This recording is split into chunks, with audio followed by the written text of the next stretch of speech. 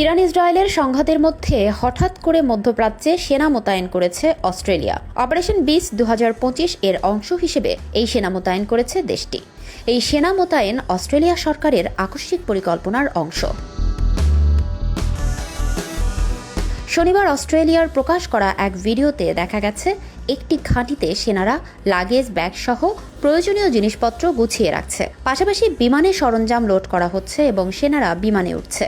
সামরিক বিমানগুলোকে পরে উড্ডয়ন করতেও দেখা গেছে।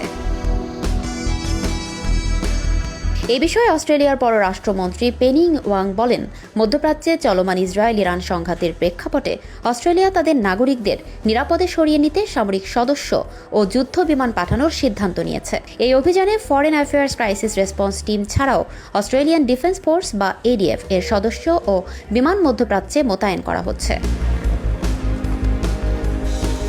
তবে এসব সেনা কোনো যুদ্ধ মিশনে নয়, কেবল নাগরিকদের সহায়তা দিতেই পাঠানো হচ্ছে। অস্ট্রেলিয়ার পররাষ্ট্রমন্ত্রী জানিয়েছেন, মার্কিন পররাষ্ট্রমন্ত্রী মার্কো রুবিওর সঙ্গে তার গঠনমূলক আলোচনা হয়েছে। তবে অস্ট্রেলিয়ার প্রতি কোনো সামরিক সহযোগিতার অনুরোধ করেনি যুক্তরাষ্ট্র।